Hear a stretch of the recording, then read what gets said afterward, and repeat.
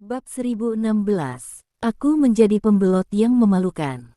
Jia Yun melihat ke kejauhan dan berkata dengan melankolis, "Aku meninggalkan sarang ketika komandan hendak menenggelamkan sarang ke laut. Pada saat itu, semua orang berjuang untuk mencegah Duke dari meninggalkan sarang pergi ke dunia luar, karena semua orang tahu bahwa begitu Adipati meninggalkan sarang, tanpa batasan makrobis, seluruh dunia akan berada dalam kesulitan, dan semua makhluk akan menjadi makanan bagi mereka untuk menjadi lebih kuat. Awalnya, saya juga harus menjadi salah satu dari mereka, mengikuti mereka untuk melawan Dukes sampai akhir, dan tenggelam ke dasar laut bersama, tapi saya akhirnya melarikan diri karena saya takut mati. Sebagai Mekrobi, saya mengkhianati untuk semua keyakinan kami, saya memilih untuk hidup biasa-biasa saja." Petik 2. Berbicara tentang ini, Jia Yun berhenti untuk waktu yang lama, seolah mengingat kembali. Setelah sekian lama, Jia Yun berkata, "Saya meninggalkan sarang di kapal ulang-alik terakhir. Setelah perjalanan panjang, saya tiba di tempat yang sekarang disebut Afrika dan tinggal di sini. Tinggal di sini selama bertahun-tahun. Saya menyaksikan gletser dengan mata saya sendiri. Akhir zaman telah menyaksikan kebangkitan umat manusia. Saya membawa api ke umat manusia pada waktu itu, dan mereka menyembah saya sebagai dewa. Ketika saya pergi ke timur, saya melihat seorang pemuda bingung di bawah pohon Bodhi. Saya berbicara dengannya untuk waktu yang lama, dan dia berkata bahwa dia telah tercerahkan. Saya memberitahu manusia pada waktu itu bahwa bumi itu bulat, tetapi hanya satu orang yang mempercayainya. Saya memberitahu seseorang di bawah pohon apel bahwa alasan mengapa apel jatuh ke tanah adalah karena gravitasi. Saya mencoba yang terbaik untuk menyebarkan kepercayaan, teknologi, dan budaya makrobis, dan akhirnya terintegrasi ke dunia manusia. Belakangan, saya mendengar bahwa sarang itu muncul kembali, jadi saya masuk sarang dan mencoba menemukan yang selamat di dalamnya, tetapi saya menemukan bahwa mereka semua sudah mati. Pada akhirnya, saya hanya dapat menemukan patung 25 komandan dari dalam, dan di altar dibangun di sini untuk memperingati 25 komandan. Petik 2. Kata-kata Jia Yun sangat panjang, langsung menumbangkan 3 pandangan Stephen Lin. Menurut apa yang dikatakan Jia Yun, bukankah dia adalah pencerahan umat manusia? Bahkan jika dia adalah Mekrobi, bagaimana dia bisa menjadi pencerahan manusia? Pertanyaan paling sederhana, bagaimana dia bisa hidup begitu lama? Selama bertahun-tahun yang panjang ini, saya juga bertanya-tanya mengapa saya tidak pernah mati. Ketika teknologi manusia mencapai tingkat tertentu lebih dari 100 tahun yang lalu, saya pernah menemukan ilmuwan paling kuat di dunia saat itu dan meminta mereka untuk merawat tubuh saya. Diperiksa dan mereka sampai pada kesimpulan bahwa sel saya mempertahankan tingkat pembaruan konstan yang tidak berubah seiring bertambahnya usia. Apa sebenarnya yang menyebabkan ini saya tidak tahu. Karena di Mekrobius tidak ada orang seperti saya di dalamnya, dan saya dulu berpikir bahwa mungkin pencipta agung memberi saya kehidupan abadi sehingga saya dapat meneruskan segalanya dari Mekrobius, lanjut Jia Yun. Stephen Lin memandangi Jia Yun di depannya, dan merasa bahwa ini bukanlah manusia sama sekali, melainkan dewa yang hidup. Awalnya, saya pikir hidup saya akan terus seperti ini sampai akhir era manusia saat ini dan awal era berikutnya, tetapi berita yang Anda bawa membuat saya merasa panik. Orang yang Anda sebutkan itu sama dengan Duke saat itu. Itu pemimpin rakyat sangat mirip, jadi saya harus pergi ke medan perang ekstrateritorial untuk menyelidiki apakah orang itu adalah pemimpin rakyat Duke. Jika demikian, maka saya akan membunuhnya apapun yang terjadi. Begitu dia pulih, maka itu akan terjadi. Bencana tidak hanya untuk medan perang di luar wilayah, tetapi juga untuk seluruh dunia. Jika tidak, saya juga ingin melihat siapa pria itu, dan apakah dia adalah teman saya dulu. Sekarang Anda telah melihat gambarnya saya tertinggal, Hanya itu dapat membuktikan bahwa saya telah mati di medan perang di luar wilayah, dan orang itu adalah pemimpin orang Duke saat itu, dan hanya dia yang memiliki kemampuan yang cukup untuk membunuh saya sekarang. Petik 2. Berbicara tentang ini, Jiayun menghela nafas dan berkata, aku sudah hidup cukup lama. Mungkin hanya kematian yang benar-benar bisa membebaskanku. Bagiku, bisa mati di medan perang adalah pemenuhan keinginan lamaku selama ratusan ribu tahun. Aku akhirnya akan mengikuti Marsekal ke-26 yang hebat telah pergi. Petik 2. Bagimu, Stephen Lin, kematianku berarti pemimpin adipati pada akhirnya akan muncul di duniamu suatu hari nanti. Berkumpul di antara orang Duke. Begitu pemimpin orang Duke muncul di dunia Anda, itu pasti akan membawa ancaman besar bagi dunia ini. Oleh karena itu, saya mohon, pastikan untuk menggunakan semua metode, bunuh pemimpin Duke di sarang, semua metode yang saya katakan, termasuk penggunaan bom nuklir. Petik 2. Saya tahu bahwa Anda adalah orang yang sangat kuat di masyarakat saat ini. Saya tidak memiliki bakat untuk berbisnis, dan saya tidak ingin bersosialisasi dengan terlalu banyak orang, jadi meskipun saya telah hidup bertahun-tahun, aku masih sendirian. Tidak ada kekuatan yang kuat di belakangku. Aku juga tidak memiliki dukungan finansial yang cukup. Di era seperti ini, aku hanya seorang pejuang yang lebih kuat dari kalian semua, dan senjata termalmu cukup untuk membunuh orang sepertiku. Saya pikir mereka harus bisa membunuh Duke juga pemimpin rakyat. Petik 2. Nasib, ingat, jangan biarkan pemimpin Duke meninggalkan sarang. Begitu dia meninggalkan sarang, seluruh dunia akan menjadi miliknya. Tempat berburu, ini satu-satunya hal yang saya minta dari Anda. Tidak tahu mengapa Anda dapat dikenali oleh komandan, tetapi dia karena Anda dipilih sebagai penggantinya, Anda secara alami akan menjadi komandan ke-27 dari Macrobis. Saya tidak tahu banyak tentang pemimpin Dukes, tetapi menurut apa yang Anda katakan, dia dapat menggunakan tulang jenderal menyerbu Anda, yang cukup untuk membuktikan bahwa dia memiliki kemampuan yang cukup untuk menjarah tulang Anda. Begitu tulang di tubuh Anda dijarah, maka Anda hanya akan menemui jalan buntu. Oleh karena itu, tidak peduli untuk dirimu sendiri atau untuk dunia, kamu harus bunuh pemimpin orang-orang Duke. Jawaban, jadi saya tidak ingin mengatakan apa-apa lagi. Saya meninggalkan Anda beberapa hal, yang berisi instruksi untuk kerangka organik, dan pada saat yang sama, beberapa batu energi. Anda harus ingat bahwa dengan kemampuan Anda, sama sekali tidak ada cara untuk membunuh pemimpin Dukes. Mungkin dia sekarang kuat, ini tidak sebaik sebelumnya, tetapi bahkan jika dia hanya memiliki 1% kekuatan tempur, Anda harus mengisi daya setidaknya 50% untuk melihatnya sendirian. Tanda seru, itu, Stephen Lin, saya pergi, jangan membacanya. Petik 2. Ketika Jiayun selesai berbicara, bayangannya menghilang seketika. Stephen Lin berdiri di tempatnya, seolah-olah dia belum pulih dari apa yang dia katakan sebelumnya. Saat ini, dia benar-benar memiliki banyak keraguan, seperti mengapa kerangka komandannya tidak mengingatkannya bahwa ada kerangka umum di sekitarnya ketika dia melihat Jiayun, mengapa hanya ada patung 25 komandan di sini, dan patung itu dari komandan ke-26 kemana kamu pergi. Tampaknya seharusnya tidak ada jawaban untuk pertanyaan semacam ini sekarang, lagi pula, Jiayun seharusnya sudah mati saat ini. Itu benar. Suara Jiayun tiba-tiba muncul lagi. Tubuh Stephen Lin sedikit bergetar, dan dia melihat sekeliling dengan heran. Pemimpin adipati bernama Bogut, kata Jiayun.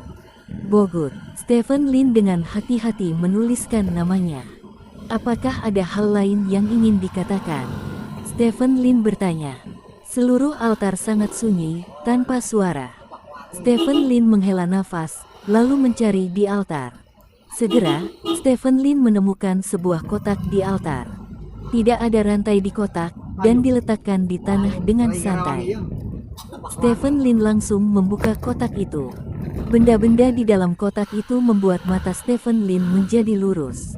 Batu energi ditempatkan di dalam kotak seperti ini, dan jumlahnya sekitar 10. Selain itu, tidak hanya batu energi di sini, tetapi juga kristal energi. Ada total 3 kristal energi, yang masing-masing seukuran kepalan tangan. Di samping batu-batu tersebut, juga terdapat sebuah pamflet. Stephen Lin mengambil buklet itu dan melihatnya, dan menemukan bahwa itu ternyata adalah manual untuk kerangka itu. Stephen Lin dengan cepat membuka manualnya. Manual instruksi dalam bahasa Cina, sehingga Stephen Lin dapat memahaminya dengan mudah. Fungsi kerangka dijelaskan secara rinci dalam manual, dan segala sesuatu yang Stephen Lin tidak mengerti dijelaskan dalam manual. Ternyata ada mode pemusnahan kematian di atas mode pemusnahan. Hanya saja harus terisi penuh untuk mengaktifkannya. Begitu diaktifkan, tuan rumah akan hampir mati. Tulang komandan memiliki fungsi terbang ke langit, tetapi mereka harus terisi penuh lebih dari 30% dapat dihidupkan. Ternyata kerangka masih memiliki energi cadangan. Setelah energi cadangan diaktifkan, kemajuan pengisian akan menjadi negatif. Petik 2. Stephen Lin membolak-balik manual, dan pemahamannya tentang kerangka semakin dalam. Namun, karena manual ini ditulis oleh Jia Yun, kemampuan tulang umum adalah yang paling banyak tercatat di dalamnya. Adapun kemampuan tulang komandan, Jia Yun hanya menulis sebagian dari apa yang dia ketahui.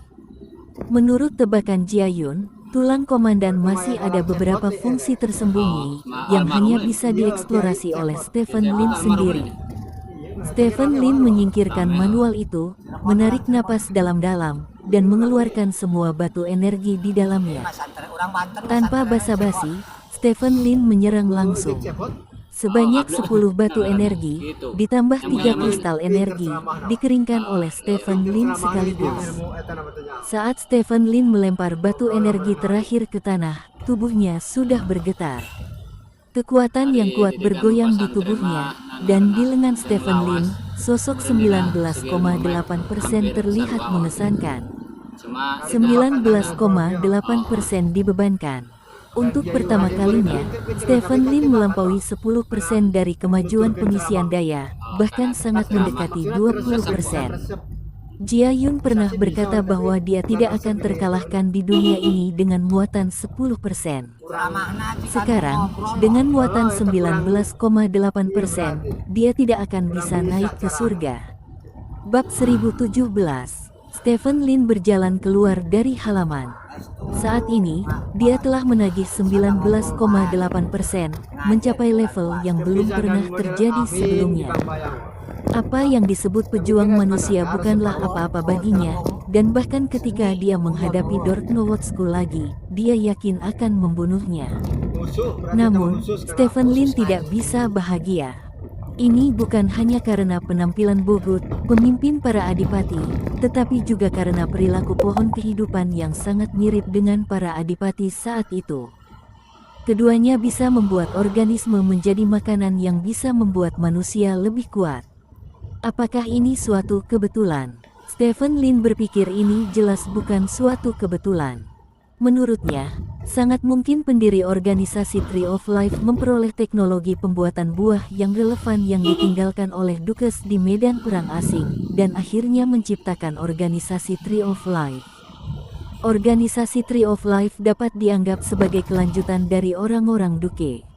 Dalam keadaan seperti itu, begitu Bogut, pemimpin Dukes, muncul, organisasi pohon kehidupan pasti akan menariknya ke dalam camp. Saat itu, kombinasi Tree of Life dan Bogut pasti akan membawa bencana besar bagi dunia ini.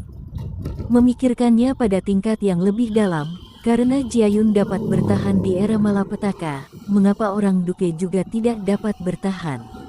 Mungkinkah organisasi pohon kehidupan didirikan oleh Duke tertentu? Jika demikian, maka pohon kehidupan lebih mungkin bersatu dengan Bogut. Jika hanya untuk membunuh satu Bogut, Stephen Lin berpikir itu tidak akan terlalu sulit. Jika beberapa rudal lewat, Bogut harus mati meskipun dia adalah dewa. Tetapi jika pohon kehidupan bersatu dengan Bogut, maka Bogut dapat menggunakan jaringan pohon kehidupan di masyarakat modern untuk membuatnya dengan mudah meninggalkan medan perang asing, dan menggunakan pohon kehidupan untuk terus menghasilkan buah agar dia lebih kuat. Kalau dipikir-pikir nanti, jika Tree of Life telah mencapai kesepakatan kerja sama dengan banyak negara saat ini, maka mereka sepenuhnya mampu mendorong Bogut ke depan panggung dan menjadi orang yang berdiri di puncak dunia. Hanya dengan begitu malapetaka dunia benar-benar akan datang. Stephen Lin mengerutkan kening, sebenarnya dia sudah memiliki tebakan yang sangat buruk di dalam hatinya. Tebakan ini adalah, mungkin saja Bogut telah meninggalkan medan perang ekstrateritorial. Kalau tidak, bagaimana menjelaskan terobosan teknologi yang tiba-tiba dari pohon kehidupan? Mengapa pohon kehidupan datang dari balik layar ke panggung pada saat ini? Stephen Lin menatap langit. Langit penuh dengan awan gelap, yang sepertinya menandakan peristiwa besar yang akan terjadi selanjutnya. Stephen Lin memberi perintah kepada bawahannya di medan perang ekstrateritorial untuk memasuki kedalaman medan perang ekstrateritorial untuk mencari jejak Bogut. Keesokan paginya, sesuatu yang besar terjadi. Tree of Life Biotechnology Company secara resmi didirikan di Stars and Stripes. Stars and Stripes secara resmi mengirimkan perwakilan untuk menghadiri pertemuan perdana perusahaan. Media resmi Stars and Stripes melaporkan Tree of Life Biotechnology Company panjang lebar. Singkatnya, perusahaan bioteknologi pohon kehidupan menggunakan teknologi biosains tercanggih untuk menghasilkan sejenis jus bio dengan hewan sebagai bahan bakunya. Jus bio semacam ini disebut jus kehidupan, yang dapat sangat meningkatkan kualitas tubuh pribadi. Ada beberapa grade jus kehidupan, dan harga setiap grade berbeda, dan populasi yang berlaku juga berbeda, seperti halnya berbagai macam produk nutrisi yang ada di pasaran saat ini. Menurut perusahaan bioteknologi pohon kehidupan, setiap jus kehidupan memiliki kelompok orang yang sesuai. Semakin baik kualitas pribadi, semakin kuat efek meminum jus yang sesuai. Dan yang paling menakjubkan adalah Anda dapat terus minum jus untuk membuat diri Anda lebih kuat. Misalnya, jika Anda adalah orang biasa, jika Anda minum jus tingkat rendah yang cukup dan membiarkan tubuh Anda mencapai tingkat tertentu, Anda dapat mengambil lebih banyak jus tingkat tinggi. Jus buah level. Menurut pernyataan resmi, jika Anda terus meminumnya seperti ini, Anda pasti bisa meminumnya hingga level God of War. Minum ke tingkat dewa perang sepenuhnya merongrong kognisi orang. Kemunculan perusahaan semacam itu langsung menarik perhatian banyak orang, ditambah dengan pemberitaan besar-besaran dari media resmi. Hampir dalam semalam, Tree of Life menjadi terkenal di seluruh Stars and Stripes. Namun, Tree of Life berpengalaman dalam pemasaran, dan tidak segera menjual jus kehidupan mereka, tetapi mengumumkan bahwa mereka akan mulai menjual jus mereka 3 hari kemudian. Keesokan harinya, kota Mok, ibu kota negara beruang putih. Cabang Baekseongguo dari perusahaan bioteknologi pohon kehidupan juga mengumumkan pendiriannya. Demikian pula, negara beruang putih juga telah melakukan publisitas besar-besaran terhadap perusahaan tersebut, mencapnya sebagai masa depan umat manusia seperti pejabat negara bintang dan garis. Setelah perusahaan pohon kehidupan mengumumkan pendirian perusahaan di ibu kota 2 dari 3 kekuatan besar dunia, mata semua orang beralih ke Longguo. Menurut pendapat semua orang, pohon kehidupan tidak akan pernah melepaskan pasar sebesar Longguo, dan kantor pusat pohon kehidupan Longguo akan segera ada. Namun, saat ini, pernyataan resmi dari Kerajaan Naga membuat semua orang tercengang. Isi umum dari kehidupan resmi adalah bahwa Kerajaan Naga secara resmi menetapkan bahwa pohon kehidupan terkait dengan organisasi buah yang telah merugikan salah satu pihak sebelumnya. Yang disebut jus tidak lebih dari mengocok buah menjadi jus. Life Company termasuk dalam daftar perusahaan yang membahayakan keamanan nasional, dan pejabat Longguo akan menindak keras Tree of Life Company secara nasional.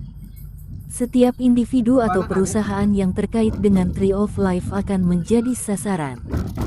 Pada saat yang sama, Dragon Nation juga melarang orang negara naga untuk melayani perusahaan pohon kehidupan, dan negara naga secara resmi memperingatkan negara bintang dan garis serta negara beruang putih untuk mengendalikan waktu dan tidak melakukan apapun yang berbahaya bagi semua manusia dan seluruh dunia. Pernyataan seperti itu secara langsung memotong semua kemungkinan pohon kehidupan untuk memasuki kerajaan naga. Pada saat yang sama, pernyataan seperti itu juga menimbulkan banyak keraguan. Apakah pohon kehidupan ini benar-benar organisasi buah yang terkenal buruk sebelumnya? Tepat setelah Longguo mengeluarkan pernyataan seperti itu, kantor pusat pohon kehidupan di kota Huadeng juga mengeluarkan pernyataan.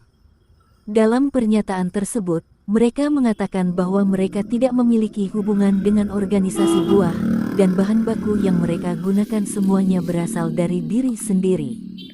Dibangun peternakan mematuhi undang-undang dan peraturan setempat, mereka menyatakan penyesalan atas pernyataan Longguo dan mengatakan bahwa mereka akan selalu berkomitmen untuk meningkatkan fisik manusia agar manusia dapat memiliki masa depan yang lebih cerah. Dua pernyataan, dua sudut pandang yang sangat berlawanan. Ini membuat banyak orang sangat bingung. Apakah yang dikatakan kerajaan naga itu benar, atau apa yang dikatakan pohon kehidupan itu benar? Dalam situasi yang berlawanan, nama Tree of Life menyebar tak terkendali ke seluruh dunia. Semua mata tertuju pada pohon kehidupan, dan banyak orang menantikan jus kehidupan yang akan dikeluarkan oleh pohon kehidupan 3 hari kemudian. Klan Naga, di dalam komando tinggi. Chen Tua, Guo Tua, Jiang Tua, Matahari Tua. Xiao Chentian, Raja Naga Hitam, Bu Yixian, Zhao Tuntian, Stephen Lin. Para pemimpin tertinggi dari beberapa klan naga semuanya berkumpul di komando tertinggi, dan semuanya duduk di satu sisi. Di seberang mereka adalah seorang pria parubaya dengan wajah persegi, mengenakan jas, dan sosok yang sedikit kuat, tetapi tidak bengkak. Orang yang sering menonton siaran berita pasti sudah tidak asing lagi dengan pria ini, namanya Chen Fu, dan dia adalah seorang bangsawan sejati. Anggota tingkat tinggi dari klan naga tidak ada apa-apanya di depan pria ini, karena klan naga hanyalah sebuah organisasi. Stephen Lin, apakah yang kamu katakan itu benar? Chen Fu sedikit mengernyit dan bertanya. Apa yang saya katakan itu benar? Stephen Lin mengangguk. Baru saja, dia secara singkat memberitahu semua orang tentang Bogut. Dia menyembunyikan banyak hal, tetapi apa yang dia katakan cukup mengejutkan semua orang yang hadir. Mark Robis, Dukes, semua ini mengejutkan semua orang yang hadir seperti novel fantasi. Semuanya, bagaimana menurutmu? Nyonya Chen bertanya dengan sungguh-sungguh. Bogut harus dicegah untuk datang ke dunia luar. Xiao Chentian adalah orang pertama yang berbicara. Semua orang yang hadir mengangguk. Jika Adipati benar-benar brutal seperti yang dikatakan Stephen Lin, pemimpin Adipati, Bogut, tidak boleh membiarkannya meninggalkan medan perang di luar wilayah. Saya memikirkannya sepanjang malam kemarin, dan saya benar-benar memikirkan cara untuk menghadapinya, kata Stephen Lin. Bagaimana cara menghadapinya? Xiao Chentian bertanya. Kita memasuki medan perang ekstrateritorial. Stephen Lin berkata dengan serius. Apakah kita memasuki medan perang ekstrateritorial? Apakah kita mencari Bogut? Tanya Zhao Tuntian. Yang pertama adalah menemukan Bogut. Kita harus memastikan apakah Bogut berada di medan pertempuran ekstrateritorial, dan Bogut berada di area yang belum berkembang. Hanya kita yang memiliki kemampuan untuk menemukan Bogut di area yang belum berkembang, jadi kita harus memasuki area ekstrateritorial medan perang. Kedua, menurut apa yang dikatakan Jia Yun, medan perang ekstrateritorial dulunya adalah tempat di mana pertempuran terakhir yang menentukan diadakan. Masih banyak tulang jenderal di medan perang ekstrateritorial. Jika kita mendapatkan kerangka umum, maka kita bisa menggunakan kekuatan buah jadikan diri Anda lebih kuat dalam waktu singkat, sehingga cukup untuk menghadapi tekanan dari dunia luar. Setidaknya, dengan restu sang jenderal, kita akan lebih percaya diri dalam menghadapi mereka yang mengambil jus dalam jihad setengah tahun kemudian. Ketiga, seperti yang dikatakan Jia Yun, makhluk kuat di medan perang ekstrateritorial itu awalnya adalah bahan mentah duke, tetapi sekarang ada banyak bahan mentah di sana, dan pohon kehidupan pasti. Jangan biarkan tempat seperti itu pergi. Jadi, di medan perang ekstrateritorial, kita mungkin memiliki orang-orang yang bertemu dengan pohon kehidupan mungkin dapat mempelajari lebih banyak informasi dari mereka pada saat itu. Hal-hal di atas adalah alasan mengapa kita harus memasuki medan perang di luar wilayah sekarang. Stephen Lin berkata dengan serius. Orang lain yang hadir saling memandang dengan cemas, dan kemudian Zhao Tuntian adalah orang pertama yang berkata, saya pikir apa yang dikatakan Stephen benar, tidak mungkin kita menghentikan perluasan pohon kehidupan sekarang, akan ada lebih banyak lagi. Dan semakin banyak orang ambil jus buah untuk memperkuat diri kita sendiri, dan kita sudah mencapai batasnya, jika terus seperti ini. Kelebihan kita akan semakin berkurang, kita harus menemukan tulang umum lainnya. Perang suci, sehingga orang-orang di seluruh dunia setiap orang telah melihat bahwa meskipun mereka mengambil jus buah, mereka tidak akan dapat menjadi orang terkuat di dunia, hanya dengan cara ini perluasan pohon kehidupan dapat diatasi. Kata Xiao Chen Tian. Karena itu, semua orang siap untuk pergi. Chen Fu berdiri dan berkata dengan suara yang dalam, operasi ini adalah operasi rahasia, dengan nama Sandi Fajar, saya harap Anda dapat berjuang untuk cahaya bagi dunia ini yang akan datang. Diselimuti kegelapan. Bab 1018. Waktu keberangkatan ditetapkan pada pukul 3 pagi. Semuanya memiliki waktu 10 jam untuk bersiap. Untuk Stephen Lin, dia tidak tahu harus berbuat apa selama beberapa jam. Dia memiliki banyak hal yang harus dilakukan, tetapi tidak satu pun dari hal-hal ini dapat diselesaikan dalam waktu belasan jam. Saat ini, pohon kehidupan telah berubah dari kegelapan menjadi terang, dan juga telah menarik bintang dan garis dan beruang putih sebagai mitra, sehingga tidak mungkin untuk melenyapkan mereka dalam waktu singkat. Tindakan terhadap Aula Kingmu telah berlangsung secara rahasia. Para tetua Aula Kingmu tampaknya telah ditakuti oleh tindakan Stephen Lin terhadap Li Xuan sebelumnya, jadi tidak ada gerakan untuk waktu yang lama baru-baru ini. Jika Anda ingin mendapatkan menyingkirkan Aula Kingmu dalam waktu singkat Stephen Lin juga tidak mungkin. Waktu terbaik untuk berurusan dengan King Mutang adalah ketika dia kembali dari medan perang di luar wilayah. Setelah Stephen Lin berpikir sejenak, dia menelepon Lin Munji. Selama 10 jam berikutnya, yang paling dia inginkan adalah bersama keluarganya. Adapun sang kekasih, Stephen Lin tidak tahu harus berkata apa sekarang. Setelah kembali dari negara yang korup, hatinya tampaknya jauh lebih terbuka dari sebelumnya. Dua pengalaman emosional berturut-turut, ditambah dengan peningkatan status, menyebabkan beberapa perubahan pada Stephen Lin. Stephen Lin teringat teori Huang Tingjun tentang mencintai satu orang dan mencintai banyak orang. Untuk beberapa alasan, dia tiba-tiba merasa bahwa apa yang dikatakan Huang Tingjun sepertinya benar. Saat berkumpul kembali dengan kerabatnya, Stephen Lin menelepon kota Kusha. Semua batu energi yang dikumpulkan baru-baru ini dikirim ke ibu kota kekaisaran. Stephen Lin menyerap energi dalam batu energi ini, dan akhirnya membuat kemajuan pengisiannya menembus hingga 20%, mencapai 23,4%. Ini berarti kekuatan Stephen Lin telah ditingkatkan lagi. 10 jam berlalu dalam sekejap mata. Jam 3 pagi. Semua orang tiba di bandara dekat ibu kota kekaisaran. Chen Hongyu dan yang lainnya semua datang ke bandara untuk mengantar Stephen Lin pergi. Operasi ini dapat dikatakan sebagai operasi paling rahasia dan penting dari manajemen puncak kerajaan naga dalam 10 tahun terakhir. Stephen Lin dan yang lainnya harus masuk jauh ke bagian terdalam dari medan perang luar untuk menentukan apakah Bogut masih berada di medan perang luar. Ini adalah tindakan di mana setiap langkah adalah krisis. Mereka tidak hanya menghadapi Bogut yang menakutkan, tetapi mereka juga harus menghadapi makhluk menakutkan di medan perang ekstrateritorial. Pada saat yang sama, mereka juga dapat bertemu orang-orang dari pohon kehidupan. Meski penuh dengan krisis, perjalanan ke medan perang ekstrateritorial ini juga penuh dengan peluang. Setelah kerangka umum ditemukan dan menyatu dengannya, itu berarti peningkatan kekuatan yang sangat besar. Untuk operasi ini, tolong pastikan keselamatanmu sendiri. Ketahui takdirmu, promosimu dan Wei Aning menjadi Raja Naga juga akan dilakukan setelah kemenanganmu kembali. Kami akan menunggu kepulanganmu, Chen Hongyu berkata dengan serius wajah. Pasti aman dan sehat, kata Tuan Guo sambil memegang tangan Stephen Lin.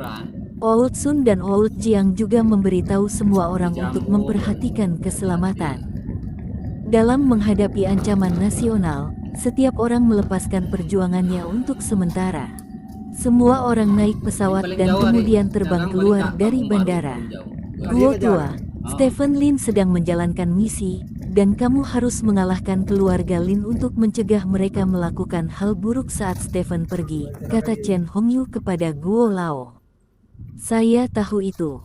Tuan Guo mengangguk dan berkata, saya akan berbicara langsung dengan orang-orang itu. Petik 2. Iya. Chen Hongyu menatap pesawat yang telah pergi, dan berkata dengan wajah serius, kami akan menyelamatkan hidup kita. Susishu menutup pintu, yang berarti kita telah memulai jalan menjadi musuh seluruh dunia, dan mereka adalah ibu kota musuh kita seluruh dunia, jadi kita harus, tidak akan terjadi apa-apa. Petik 2. Beberapa lelaki tua lainnya juga melihat ke atas, melihat ke langit. Saat organisasi buah bergerak dari belakang layar ke depan panggung, struktur dunia pada akhirnya akan membawa perubahan besar.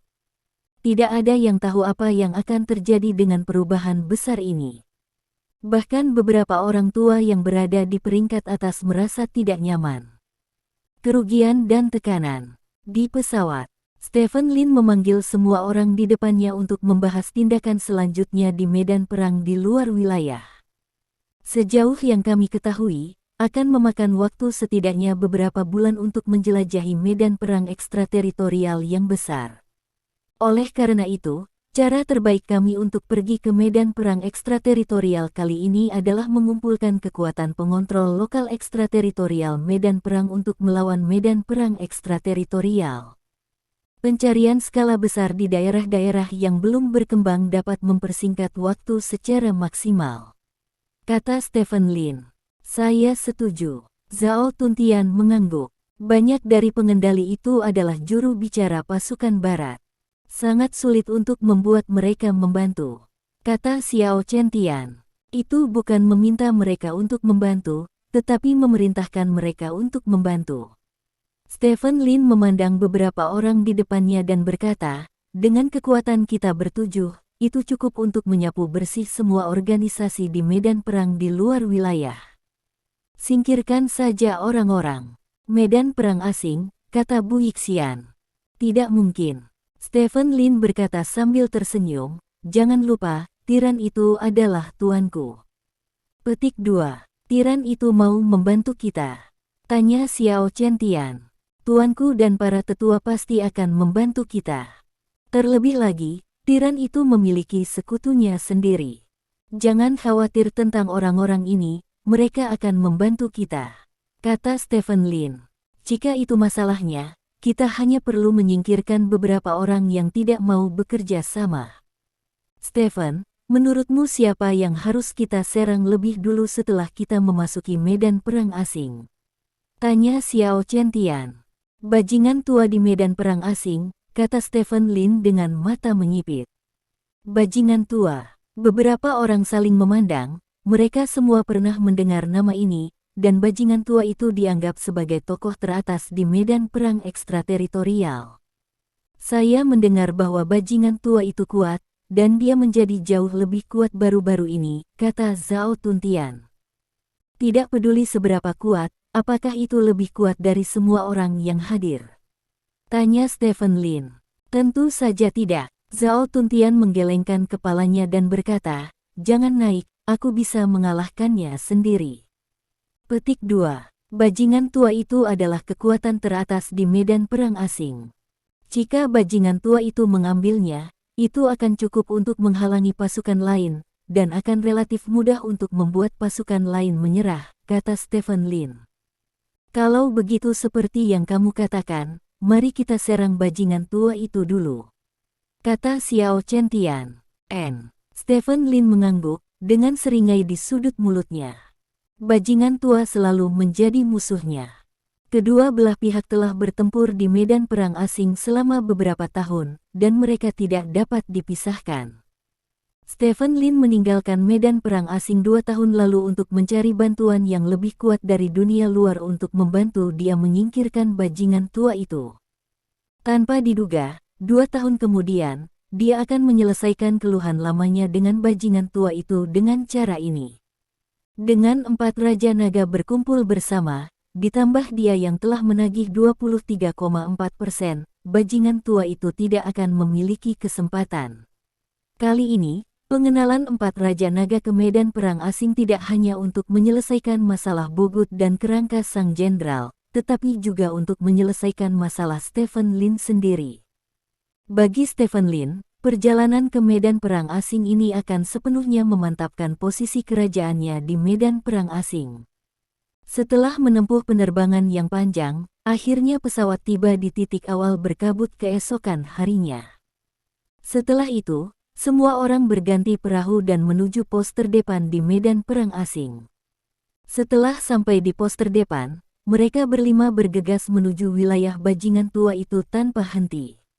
Malapetaka akan menimpa bajingan tua itu. Saat ini, di dunia luar, Bintang dan Garis, Kota Walden, Tree of Life mengadakan acara peluncuran produk akbar.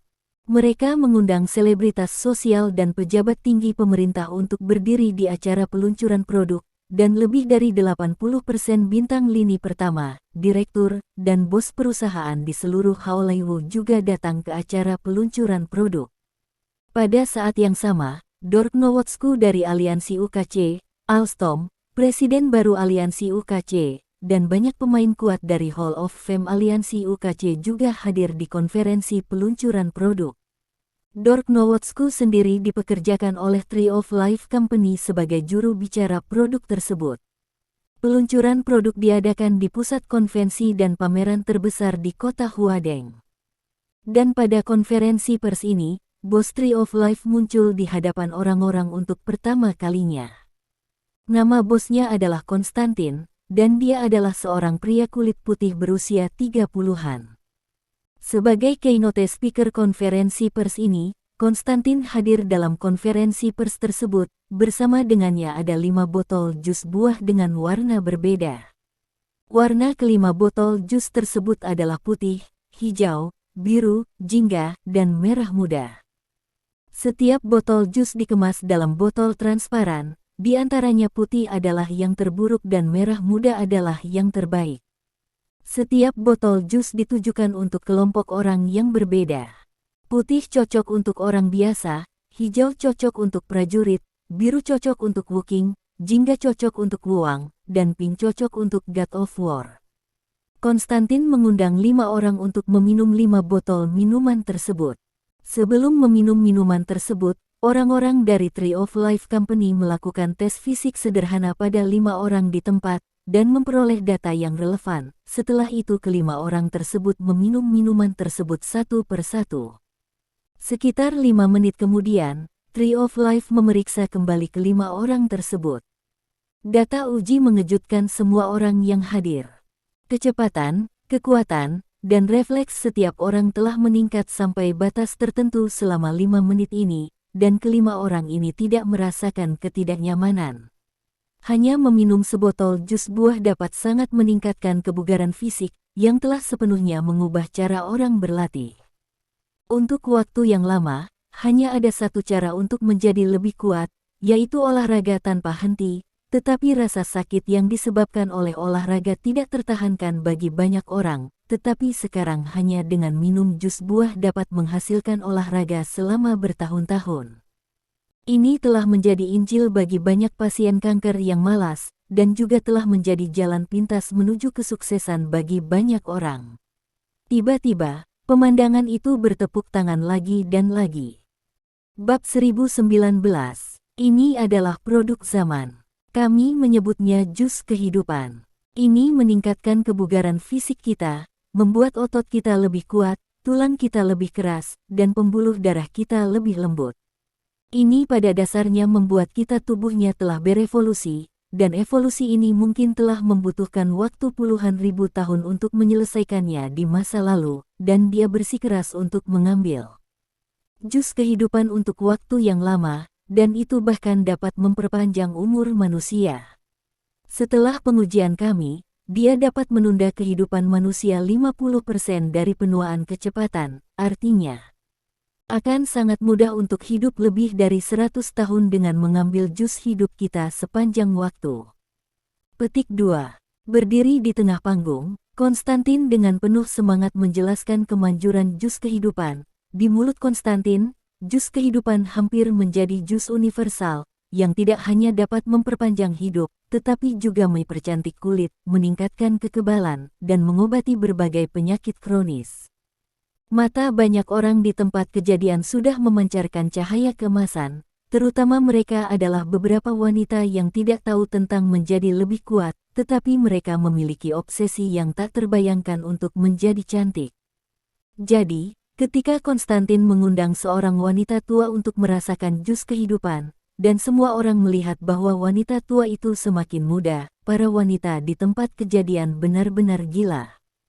Ini adalah peremajaan nyata. Adakah produk perawatan kulit di dunia ini yang bisa membuat wanita tua kurus terlihat montok bahkan mengurangi kerutan hanya dalam beberapa menit?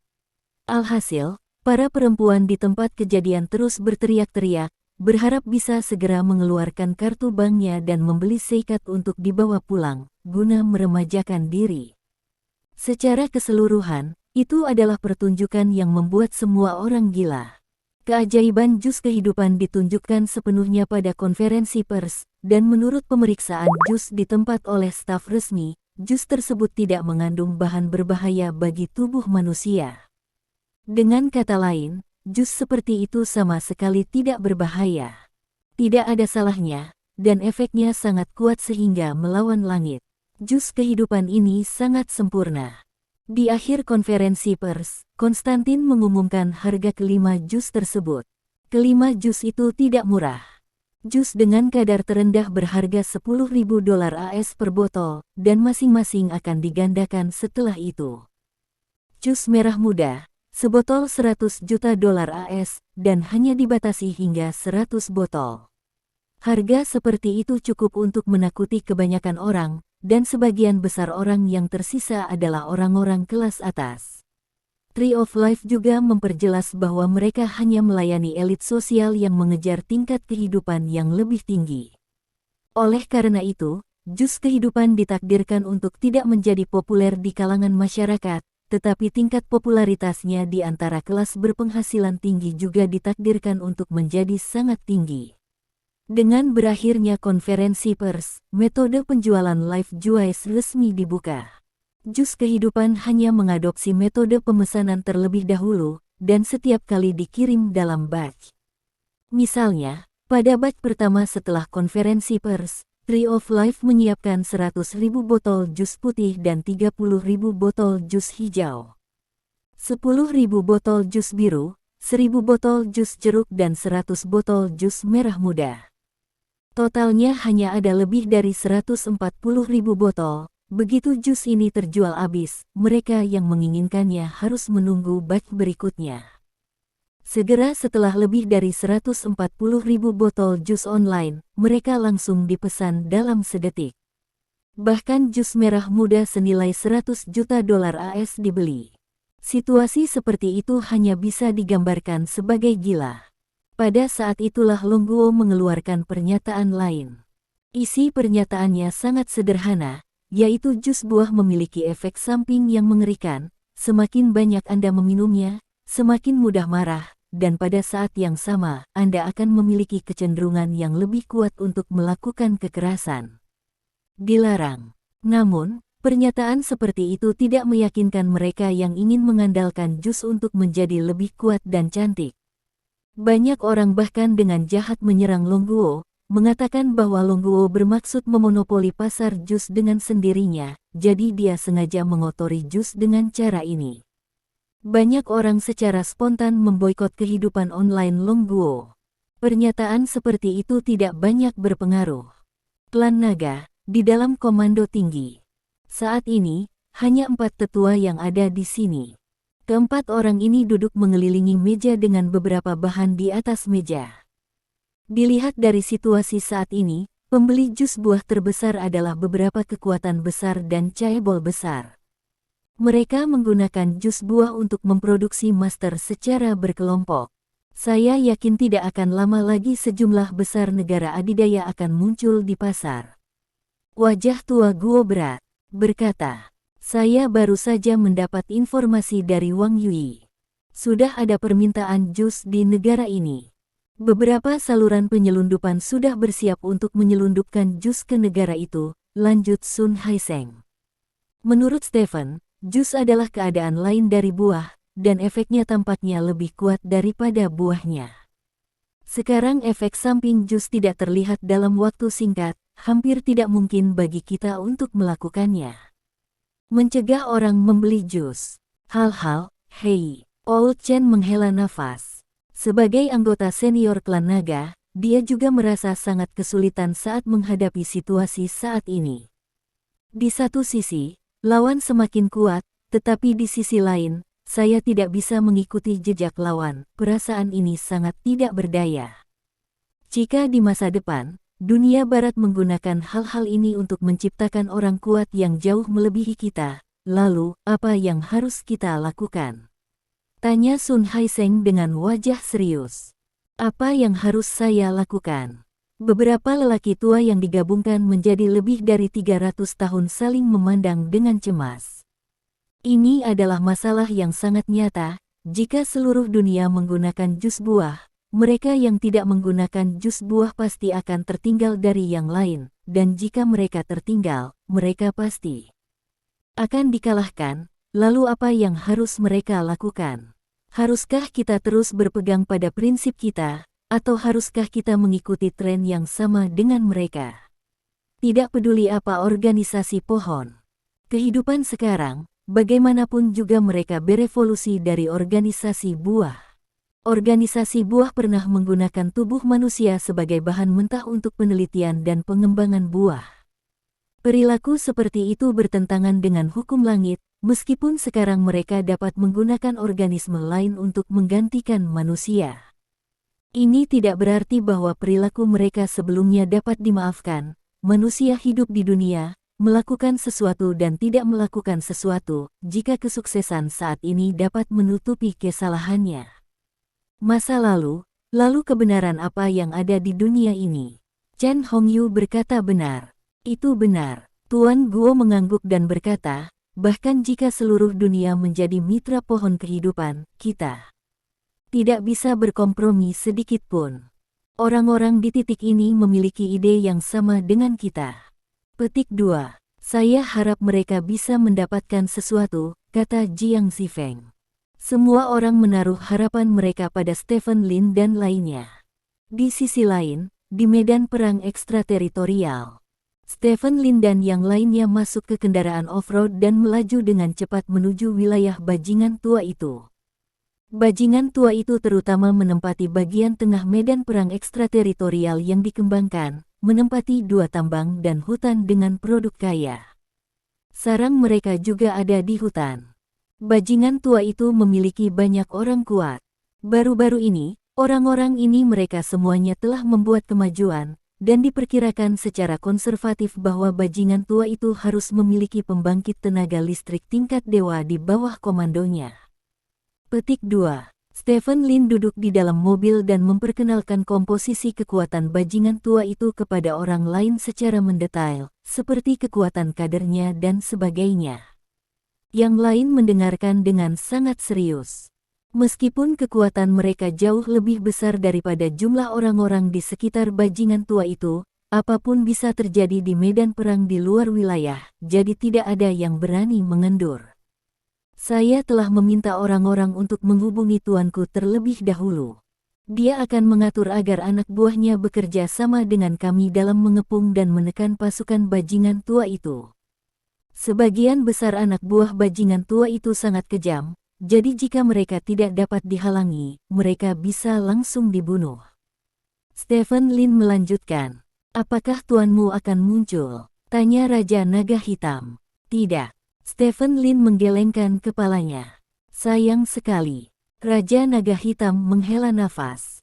Stephen Lin tahu bahwa Raja Naga Hitam selalu ingin melawan tiran, jadi dia menepuk bahu Raja Naga Hitam dan berkata, jangan khawatir, guru berkata bahwa setelah pekerjaan kita selesai, saya akan mencari waktu untuk berdiskusi denganmu. Petik 2. Benarkah? Tanya Raja Naga Hitam bersemangat. Sungguh. Stephen Lin mengangguk. Bagus sekali. Raja Naga Hitam menyeringai, dan dia tahu bahwa dia sedang dalam suasana hati yang sangat bahagia. Setengah jam kemudian, perhatikan, benteng bajingan tua itu ada di depan, ayo keluar dari mobil dan maju. Kata Stephen Lin. Kelompok itu keluar dari mobil bersama Stephen Lin, dan kemudian dengan cepat menuju ke benteng bajingan tua itu. Setelah beberapa menit, Stephen Lin dan yang lainnya memasuki benteng bajingan tua itu. Namun, yang mengejutkan Stephen Lin adalah seluruh benteng itu sangat sunyi. Itu tidak terlihat seperti seseorang. Zhao Tuntian berbisik, aku mencium bau darah. Raja Naga Hitam melanjutkan, hati-hati, sepertinya ada pertempuran di sini, kata Stephen Lin. Semua orang terus bergerak maju, dan mereka melihat banyak mayat di sepanjang jalan. Ini harus menjadi bawahan bajingan tua, dan itu adalah salah satu kadernya. Stephen Lin menunjuk ke mayat yang tergantung di depan dahan pohon. Begitu banyak orang meninggal. Apa yang terjadi? Xiao Chentian mengerutkan kening dan bertanya. Aku juga tidak tahu. Stephen Lin menggelengkan kepalanya, lalu terus berjalan ke depan, dan akhirnya sampai di bawah pohon besar. Diameter pohon besar itu setidaknya 3 meter, dan itu sangat besar, tetapi mengejutkan bahwa pohon besar itu diserang oleh kekuatan yang tidak diketahui, dan seluruh pohon itu patah dari tengah dan jatuh ke tanah. Rumah pohon di atas pohon sudah berantakan, dan ada beberapa mayat berserakan. Tiba-tiba terputus. Zhao Tuntian menyentuh posisi pohon yang patah dan berseru. Bajingan tua itu diserang. Stephen Lin berkata dengan suara yang dalam. Siapa yang menyerangnya? Xiao Chentian bertanya. Aku tidak tahu, lihat sekeliling dan lihat apakah kamu dapat menemukan tubuh bajingan tua itu, kata Stephen Lin. Semua orang segera bubar untuk mencari. Yang mengejutkan semua orang, tidak ada mayat bajingan tua itu di sini. Bab 1020. Tidak ada mayat bajingan tua itu. Stephen Lin berdiri di atas pohon besar dan berkata dengan sungguh-sungguh. Tidak ada tubuh berarti bajingan tua itu tidak mati di sini, jadi kemana dia pergi? Mengapa ada begitu banyak mayat anak buahnya di sini? Stephen, bukankah kamu mengatakan bahwa bawahan tuanmu akan datang, mengapa kamu tidak melihat jejak apapun? Zhao Tuntian tiba-tiba bertanya. Ya, kenapa mereka tidak datang? Stephen Lin melihat sekeliling dengan curiga. Jauh sebelum dia pergi sendiri, dia sudah mengatur seseorang untuk mengirim pesan ke bawahannya, meminta mereka untuk datang dan berbicara dengannya saat ini. Konvergensi, ternyata tidak ada yang muncul sekarang, yang sebenarnya agak tidak normal. Mungkinkah tuanmu tidak membiarkan mereka datang? Zhao Tuntian bertanya. Tidak mungkin. Stephen Lin menggelengkan kepalanya. Dia adalah seorang tiran, perintahnya adalah membiarkan bawahannya datang, bagaimana mungkin dia tidak membiarkan mereka datang? Lalu mengapa saya tidak melihat siapapun? Tidak seorang pun, kata Zhao Tuntian. Itu hanya bisa menjelaskan satu hal. Stephen Lin memandang semua orang dengan sungguh-sungguh dan berkata, entah mereka tidak bisa keluar, atau mereka tidak bisa menerima berita yang saya kirim sama sekali. Semuanya, ikuti saya ke rumah tuanku, sesuatu pasti telah terjadi di tempat itu. Setelah mengatakan ini, Stephen Lin bergegas ke utara. Yang lain tidak ragu dan bergegas keluar bersama Stephen Lin. Sementara itu, di wilayah Tiran, rumah tambal sulam asli telah lama dihancurkan. Ada mayat berserakan di tanah. Di posisi dekat danau keputusasaan, Chen Bahuang dan yang lainnya berdiri berdampingan, menatap orang-orang di sekitarnya dengan niat membunuh. Di depan mereka, ada ratusan orang sejauh mata memandang. Yang terlemah dari ratusan orang ini semuanya berada di level Wuking, sedangkan untuk Wuwang, ada juga banyak orang kuat di level God of War. Ini hampir dapat dianggap sebagai pertemuan orang-orang terkuat di medan perang asing selama bertahun-tahun. Di antara mereka, ada sebanyak 8 pengontrol di setiap wilayah, masing-masing adalah pembangkit tenaga listrik tingkat dewa perang, dan ada juga kader dan elit mereka. Tanpa peringatan apapun, orang-orang kuat ini melancarkan serangan tragis ke wilayah Tiran dan sekutunya, dan dapat dikatakan bahwa hampir tidak ada yang selamat di jalan mereka. Satu-satunya yang masih hidup adalah para kader di bawah Stephen Lin ini. Jumlah mereka sekitar 20, termasuk Chen Bahuang. Tim pembantaian beranggotakan 6 orang, Xiao Ai, seorang gadis dengan pedang di punggungnya, dan seterusnya. Kekuatan orang-orang ini telah meningkat baru-baru ini, dan Chen Bahuang bahkan telah mencapai tingkat dewa perang, tetapi meskipun demikian, orang-orang ini semua terluka parah saat ini, karena mereka menghadapi sejumlah besar pasukan koalisi. Dan pemimpin pasukan koalisi ini adalah seorang pria yang tidak pernah memiliki nama di medan perang di luar wilayah, namanya Bai Hao. Chen Bahuang tidak tahu mengapa pria bernama Bai Hao ini bisa memimpin begitu banyak pengendali, bahkan bajingan tua itu menjadi bawahan lawan. Tiran itu memang palsu. Kalau dipikir-pikir, yang disebut magang tiran, Stephen Lin, harus menjadi tiran itu sendiri, kan?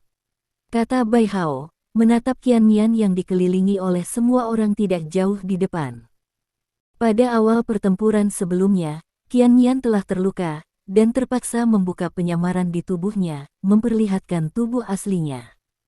Utusan Bai, jangan bicara omong kosong dengan orang-orang ini, bunuh saja mereka semua, mereka tidak berharga. Bajingan tua yang berdiri di sebelah Bai Hao berkata dengan penuh semangat. Mereka masih berharga. Ada dewa perang dan Raja Wu di sini. Kombinasi ini cukup untuk menangkap banyak mangsa. Kata Bai Hao sambil menatap Chen Bahuang dan yang lainnya, aku akan memberimu kesempatan untuk menyerah padaku. Lakukan sesuatu untukku, dan aku akan menyelamatkan hidupmu. Petik 2. Suatu hari sebagai bawahan tiran, sisa hidupku tidak akan memberontak, bahkan jika aku mati di sini, aku tidak akan menjadi bawahanmu. Kata Chen Bahuang tanpa ekspresi. Ya, apa kalian? Kamu hanya tahu berapa banyak orang yang menindas beberapa orang, tetapi kamu masih ingin menaklukkan kami, sial. Xiao Ai mengayunkan pedangnya ke Bai Hao dan yang lainnya sambil berbicara. Mungkin luka yang tersentuh oleh aksinya, wajah Xiao Ai sedikit berubah, dan dia dengan cepat menurunkan tangannya. Stephen Lin, pesona apa yang dia miliki yang bisa membuat kalian semua rela mati untuknya? Bai Hao bertanya dengan cemberut. Dia sangat membenci Stephen Lin, jadi setelah melihat penampilan orang-orang ini, dia sangat penasaran mengapa mereka begitu setia kepada Stephen Lin. Kamu tidak bisa merasakan pesona kepribadiannya, dan kamu tidak akan pernah mencapai ketinggiannya dalam hidupmu. Bajingan tua, kamu bisa dianggap sebagai pahlawan seumur hidup. Betapa konyolnya, betapa konyolnya. Qian Mian mencibir. Berkata, lebih baik hidup daripada mati. Kata bajingan tua itu, karena kamu tidak mau menyerah, maka ayo kirim kamu jalan bersama yang lain. Kata Bai Hao, mengangkat tangannya. Banyak orang membunuh Chen Bahuang dan yang lainnya bersama-sama. Kader-kader di bawah Stephen Lin ini semuanya berdiri dalam posisi yang baik, membentuk lingkaran pertahanan di samping satu sama lain, dan pada saat yang sama menghadapi musuh di depan, tidak ada dari mereka yang bisa melihat rasa takut di wajah mereka. Beberapa hanya berani dan tidak takut, beberapa ya, hanya kepahlawanan yang menganggap kematian sebagai rumah. Suatu hari, Yang Mulia Sang Tiran pasti akan membalaskan dendam kita. Saudaraku, Chen Bahuang adalah keberuntunganku untuk bersamamu dalam hidup ini. Bunuh. Chen Bahuang meledak dalam kemarahan, dan bergegas keluar lebih dulu. Yang lainnya, tidak peduli pria, wanita, tua atau muda, mengikuti Chen Bahuang dan membunuh mereka tanpa ragu.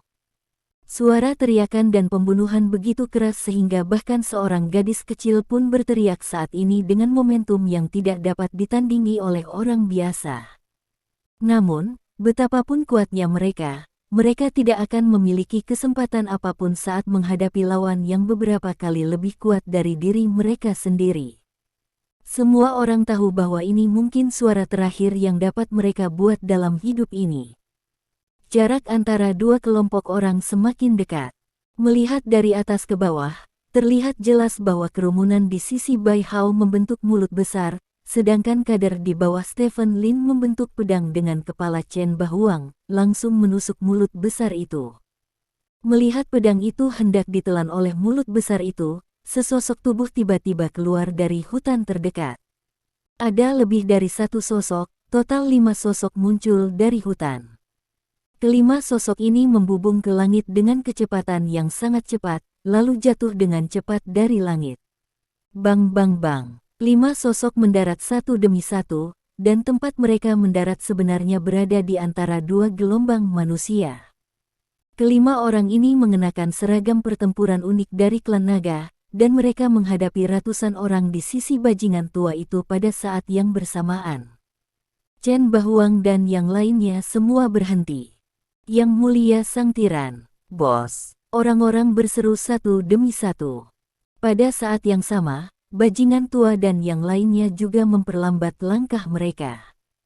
Kamu di sini. Bajingan tua itu memandang pria yang berdiri di tengah 5 orang itu dan berteriak dengan niat membunuh di wajahnya. Orang ini adalah Stephen Lin. Dan berdiri di samping Stephen Lin adalah 4 Raja Naga. Kelima orang itu menghadapi ratusan orang, dan momentum mereka meledak seketika. Momentum yang menakutkan menghancurkan ratusan orang di depannya seperti gelombang. Awan di langit tampak dikejutkan oleh momentum ini, dan mereka melayang ke arah bajingan tua itu dan yang lainnya. Sebuah bayangan menyelimuti bajingan tua itu dan yang lainnya. Maaf semuanya, aku terlambat selangkah.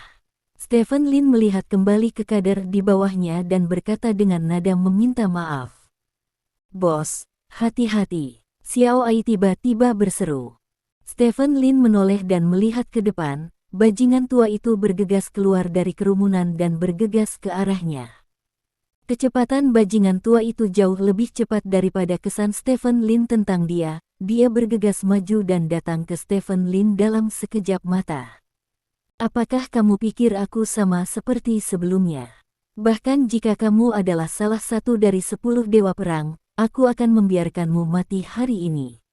Bajingan tua itu meraung di dalam hatinya, dan dia mengepalkan tinjunya dan membanting Stephen Lin di depannya. Memanggil. Pukulan ini menyebabkan semburan ledakan. Bisa dibayangkan betapa kuatnya pukulan ini. Kekuatan pukulan ini telah melampaui God of War, bahkan melampaui 10 besar God of War. Stephen Lin memandang bajingan tua di depannya. Dia tidak tahu mengapa bajingan tua itu muncul di sini, tetapi dia tahu bahwa bajingan tua itu masih musuhnya. Stephen Lin mengangkat tangannya, dan setelah hanya mengepalkan tangan, dia membanting ke arah kepalan bajingan tua itu. Menghadapi lawan lama ini, Stephen Lin tidak menggunakan trik apapun, hanya kepalan tangan. Ledakan. Ada suara teredam. Tinju keduanya bertabrakan dengan keras di udara. Energi menakutkan menyebar dari tempat keduanya bertabrakan. Saat berikutnya, tulang lengan bajingan tua itu tiba-tiba patah. Pada saat yang sama, tulang 5 jari di kepalan tangan bajingan Lai juga retak. Tulang menembus otot dan kulit, dan langsung terkena udara. Ekspresi bajingan tua itu berubah. Tinjunya sepertinya membentur dinding besi. Selain itu, ada kekuatan yang tidak bisa dia tahan untuk keluar dari dinding besi ini. Kaki bajingan tua itu tiba-tiba terhenti, dan dia meledak dengan sekuat tenaga untuk mundur. Namun, Stephen Lin tidak ingin memberinya waktu untuk mundur. Saat berikutnya, tinju Stephen Lin terus mendorong ke depan.